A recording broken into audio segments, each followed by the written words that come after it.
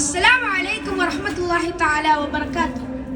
ബഹുമാനപ്പെട്ട ഉസ്താദുമാരെ, പ്രിയപ്പെട്ട രക്ഷിതാക്കളെ, കൂട്ടുകാരെ, നമ്മളുടെ എല്ലാവരുടെയും പ്രിയങ്കരനായ ഉമർ റളിയല്ലാഹു അൻഹുവിന്റെ കറാമത്തിനെ കുറിച്ചുള്ള ചെറിയൊരു കഥയാണ് ഞാൻ ഇന്നിവിടെ പറയാൻ പോകുന്നത്. ഉമർ റളിയല്ലാഹു അൻഹു ഈജിപ്ത് കീഴടക്കിയ കാലം അംർ ഇബ്നു ആസ് റളിയല്ലാഹു അൻഹുവിനെ അവിടുത്തെ ഗവർണറായി നിയമിച്ചു. ഭരണകാര്യങ്ങൾ വളരെ നന്നായി നടന്നുകൊണ്ടിരിക്കുകയായിരുന്നു. അതിനിടെ ഒരു ദിവസം അവിടുത്തെ ജനങ്ങളെല്ലാവരും അംർ ഇബ്നു ആസ് റളിയല്ലാഹു അൻഹുവിനോട് വന്ന് പറഞ്ഞു, നൈൽ നദിക്ക് ഒരു പതിവുണ്ട്. എല്ലാ വർഷവും സുന്ദരിയായ ഒരു പെൺകുട്ടിയെ അണിയിച്ചൊരുക്കി നൈലിൽ ഇടണം, എങ്കിൽ മാത്രമേ അത് ഒഴുകുകയുള്ളൂ. ഇപ്പോൾ അതിനുള്ള സമയമായി. ഇത് കേട്ട അംർ ഇബ്നു ആസ് റളിയല്ലാഹു അൻഹു പറഞ്ഞു, അരുത്, നിങ്ങൾ ഇങ്ങനെ ചെയ്യരുത്. അല്ലാഹു ഇതൊരിക്കലും ഇഷ്ടപ്പെടുകയില്ല. ഇസ്ലാം ഇതൊരിക്കലും അനുവദിക്കുന്നില്ല. പതിവ് ലഭിക്കാതെ വന്നപ്പോൾ നൈൽ നദിയുടെ ഒഴുക്ക് നിന്നു. ജനങ്ങളെല്ലാവരും പരിഭ്രാന്തരായി. അവർ ഉമർ റളിയല്ലാഹു അൻഹുവിന് ഒരു കത്തയച്ചു.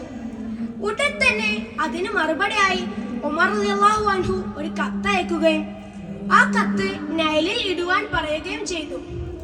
ഉമർ റളിയല്ലാഹു അൻഹു പറഞ്ഞ പ്രകാരം ജനങ്ങളെല്ലാവരും ആ കത്ത് നൈലിൽ ഇട്ടു.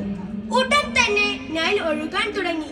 പിന്നീട് ഒരിക്കലും നൈൽ നദിയുടെ ഒഴുക്ക് നിന്നിട്ടില്ല.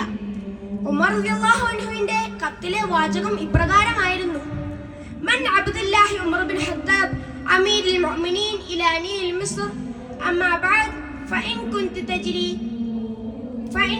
തജ്രി ഫലാ ഖിബ്ലക ഫലാ തുജ്രി വഇൻ കാന യുജ്രീക ഫസ്അലുകൽ വാഹിദുൽ ഖഹാറു അൻ യുജ്രീക.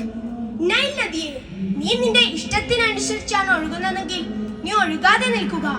അതല്ല, അള്ളാഹു ആണ് നിന്നെ ഒഴുക്കുന്നതെങ്കിൽ വാഹിദും ഖഹാറുമായ അള്ളാഹുവിനോട് നിന്നെ ഒഴുക്കാൻ ഞാൻ ആവശ്യപ്പെടുന്നു. ഈ സംഭവത്തിന് ശേഷം പിന്നീട് ഒരിക്കലും നൈൽ നദി ഒഴുകാതെ നിന്നിട്ടില്ല.